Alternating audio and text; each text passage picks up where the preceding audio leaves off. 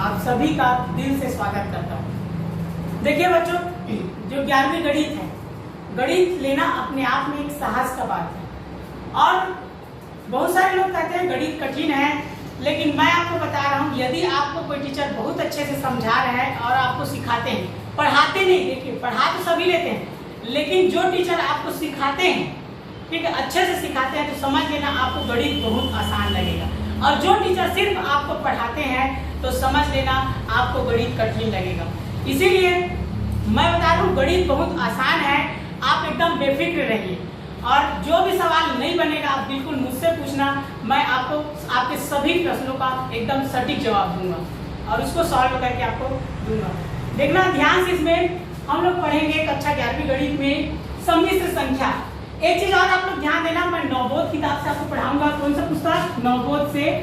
इसमें पढ़ा रहा हूँ, देखो सभी किताब अच्छा है, लेकिन नवबोध आपके लिए बेहतर है। बाकी किताब में थोड़ा डिफिकल्ट है। नवबोध की जो भाषा शैली है वो सबसे अच्छी है, वो आप लोग के लिए बहुत अच्छा है, स्टूडेंट्स के लिए। इसलिए मैं आप लोग को नवबोध किताब से पढ़ाऊंगा, इस बात का आप लोग ध्यान रखना। और मैं जिसे पढ़ा रहा हूँ उसे ध्यान से आपको पढ़ना है। देखो यहाँ पर लिखा है सम्मिश्र संख्या। अब समझते हैं सम्मिश्र संख्या होता क्या है। यहाँ पर देखना, ये सम्मिश्र संख्या चैप्टर का नाम है, अंग्रेजी में है कॉम्प्लेक्स नंबर्स।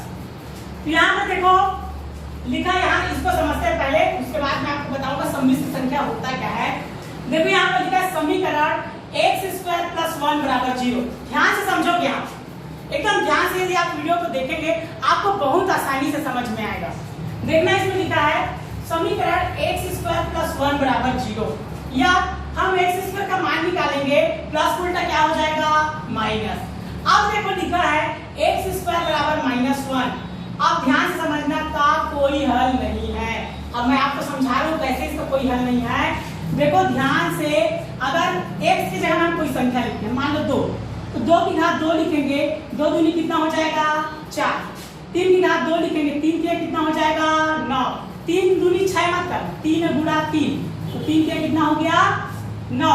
अगर मान लो हम x की जगह यहाँ पर 2 की जगह -2 लेते हैं, तो -2 की घात 2 लेंगे, फिर भी 2 दूनी 4 होगा। एक चीज याद रखना, अगर घात सम है तो माइनस को नहीं लिखते, क्योंकि इसको हम इस प्रकार लिखते हैं -2 × -2, 2 दूनी 4 और माइनस माइनस क्या हो जाएगा? प्लस। तो एक चीज याद रखना, यदि घात सम आया 0, 2, 4, 6, 8 आया घात में, तो माइनस को लिखने का जरूरत नहीं है। तो देखो यहाँ पर एक चीज क्या समझ में आया, किसी भी संख्या का वर्ग ऋणात्मक नहीं होता।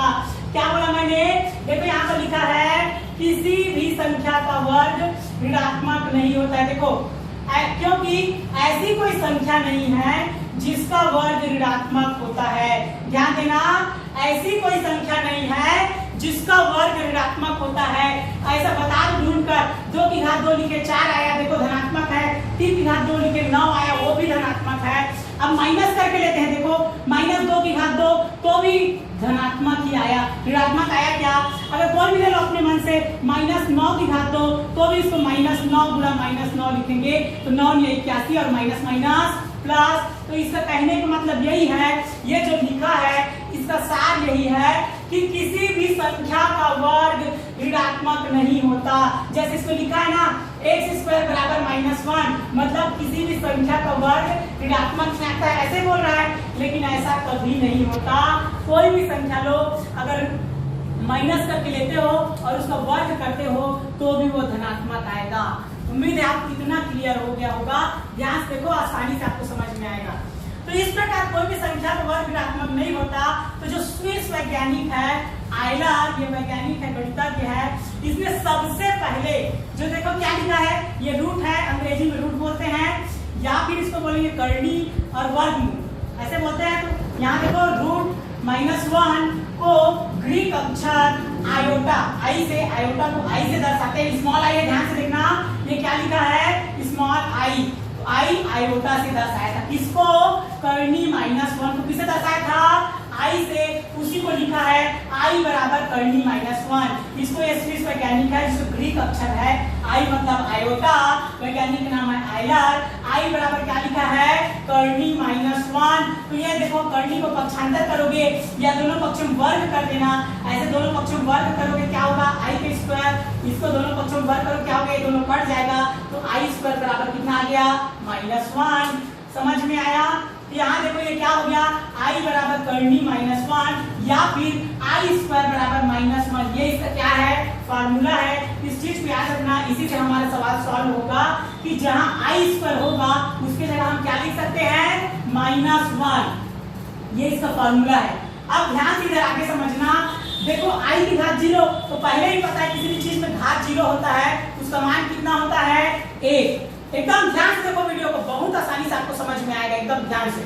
तो यहाँ देखना आई की घात 1 है तो आई ही होगा, आई की घात 2 तो यहाँ ध्यान देना ये फार्मूला है आई स्क्वायर बराबर क्या होता है -1। अब दिमाग में बैठा लो आई स्क्वायर बराबर क्या होता है -1, आई स्क्वायर बराबर क्या होता है -1। यहाँ पर देखो आई की घात 3 है, इसको इस प्रकार लिख सकते हैं आई की घात 2 इंटू आई।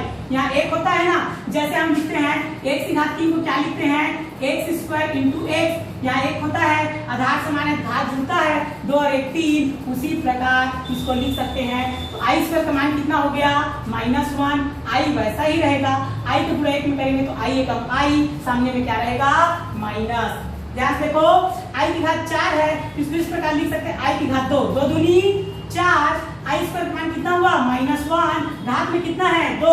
अब याद रखना अगर घात सम है तो माइनस को लिखने की जरूरत नहीं है, ये क्या हो जाएगा प्लस हो जाएगा। और सॉल्व कर सकते हो -1 2 बार लिखोगे 1 एकम 1 हो जाएगा, माइनस माइनस क्या हो जाएगा प्लस हो जाएगा।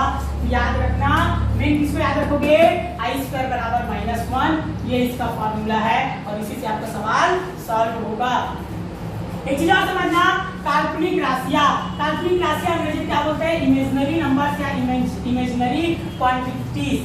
कल्पना करते हैं ना, तो यहाँ पर देखो ऋणात्मक वास्तविक संख्याओं के वर्गमूल को काल्पनिक राशि या काल्पनिक संख्या कहते हैं।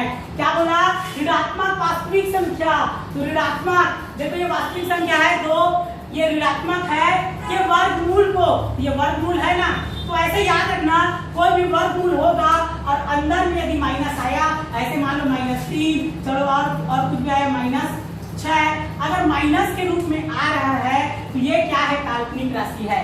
याद रखना ये अगर ऐसे करनी 3 लिखा है, ध्यान देना इन दोनों में अंतर, अगर ऐसे लिखा है देखो ये प्लस है ये माइनस है, ये प्लस है तो ये वास्तविक संख्या है, लेकिन माइनस आगे के क्या हो जाएगा काल्पनिक संख्या होगा।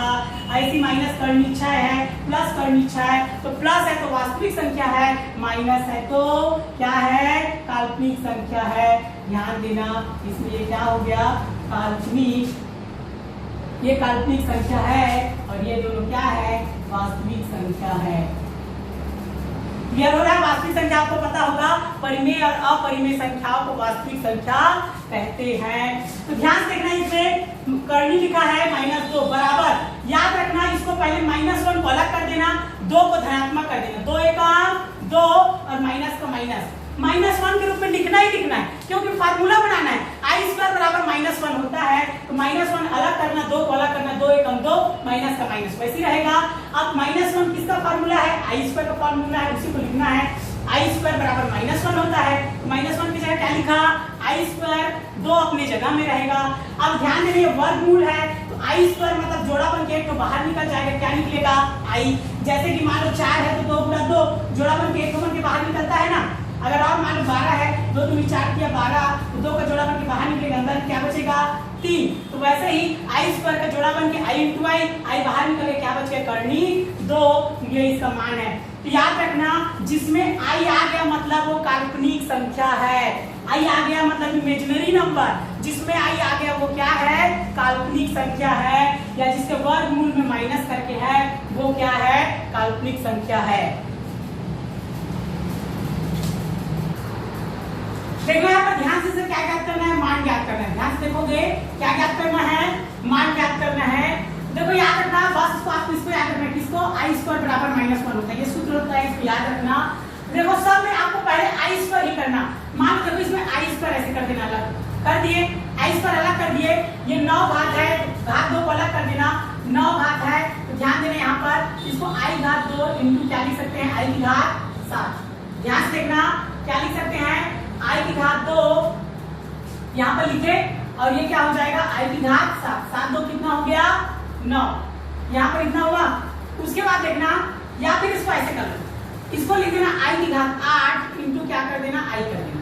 देखो अगर विषम रहेगा ना, ये विषम संख्या रहेगा ना, तो याद रखना इसको 8 प्लस 1 कर देना। अगर 9 आए तो 8 प्लस 1, अगर 11 आए तो क्या करना 10 प्लस 1, अगर और भी आगे 19 तो क्या करना 18 प्लस 1। अगर विषम आया तो उसको एक सम और एक विषम बनाना है, क्लियर है। और अगर सम आ गया तो उसको वैसे ही रहने देना। तो देखो ध्यान से यहाँ पर आपको समझ में आएगा क्या किया, 8 प्लस 1 करेंगे तो i की घात 8 इंटू i, 8 और 1 कितना होता है 9। अब ध्यान से देखना, यहाँ पर i स्क्वायर लिखना, अब 2 का पहाड़ पढ़ो 8 आ देता तो 2 चौक 8। ध्यान से देखना i स्क्वायर करना ही करना है क्योंकि सूत्र बनाना है, तो i स्क्वायर लिखना तो 2 चौक कितना हो गया 8, ये i को वहीं रहने देना, क्लियर हो गया। अब i स्क्वायर की जगह क्या लिख सकते हैं -1, ये -1 की घात कितना हो गया 4, i को वैसे रहने देना। अब पहले ही बताया हूं, अगर घात सम संख्या आया, अगर घात सम संख्या आया 0, 2, 4, 6, 8, याद रखना ये सम संख्या है तो माइनस को लिखने की जरूरत नहीं है। और एक में कुछ भी घात लगाओ एक ही आएगा, चाहे एक की घात 1000 रहे एक ही आएगा। यहाँ 1 बचेगा और यहाँ पहले से क्या है i कम क्या हो जाएगा i, ये इसका क्या हो गया आंसर। बहुत ही आसान है, आप ध्यान से देखो एकदम सरल है। इसको देखना, देखो ये विषम था, अब इसे क्या हो जाएगा सम। देखो याद रखना इसको 8 प्लस 1 किए, सम रहेगा तो उसको वैसा करने की जरूरत नहीं है, 29 प्लस 1 नहीं करना, इसको वैसे ही बना लोगे। इस फार्मूले को याद रखना, यहाँ पर लिख देना, यहाँ पर याद रखना, यहाँ पर लिखना, चूंकि क्या था i स्क्वायर बराबर क्या होता है -1, ये इसका फार्मूला है। अब इसमें ध्यान देना, यहाँ पर आप लोग ध्यान दोगे,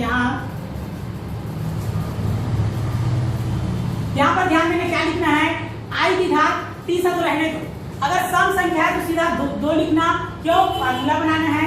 अब 2 का पहाड़ा पढ़ो 30 आ देता है, या 2 का भाग 30 में 2, जो उत्तर आएगा उसको लिख देना, कितना आएगा 15, 15 दूनी 30। तो देखो i स्क्वायर बराबर क्या होता है -1, लिख लेना, चूंकि i स्क्वायर बराबर क्या होता है -1, ये इसका क्या हो गया फार्मूला, और घात क्या हो गया 15। याद रखना एक में कुछ भी घात लगाओ क्या आएगा 1, लेकिन विषम संख्या है तो माइनस रहेगा, तो बार बार -1 को 15 बार हम नहीं लिख सकते, इसलिए सीधा क्या लिखना, एक में कुछ भी घात लगाओ 1। देखना इसमें कुछ भी घात लगाओ एक में, जब 1 की घात 15 आएगा तो भी क्या आएगा 1 ही आएगा। विषम संख्या के सामने क्या लिख देना माइनस, ये क्या हो गया -1 इसका आंसर है। ध्यान देना ये आप लोग के लिए गृह कार्य है। देखो i घात 16, i घात 28, i घात 31, i घात 56, i घात 13, i घात 37। आपको याद रखना है सम नंबर और विषम नंबर पर याद रखना है। विषम नंबर पर उसको 1 करके अलग कर देना, क्लियर है। 39 है तो 38 प्लस 1, 51 है तो 50 प्लस 1, लेकिन सम नंबर को अलग नहीं करना है। बहुत ही आसान है, i स्क्वायर बराबर -1 होता है, इतना याद कर लो, आपसे आसानी से बन जाएगा। याद रखना वीडियो को, आपको पहला वीडियो सबसे पहले आपको चेयर में बैठकर ही इसको देखना है ध्यानपूर्वक, और उसके बाद इसको कॉपी में नोट करना है। नोट करने के बाद गृह कार्य जो दिया गया है उसको बना करके मेरे व्हाट्सएप नंबर पर सेंड करना न भूले। आप सवाल बनाकर भेजेंगे, फिर मैं आपको उसको चेक करके भेजूंगा। धन्यवाद।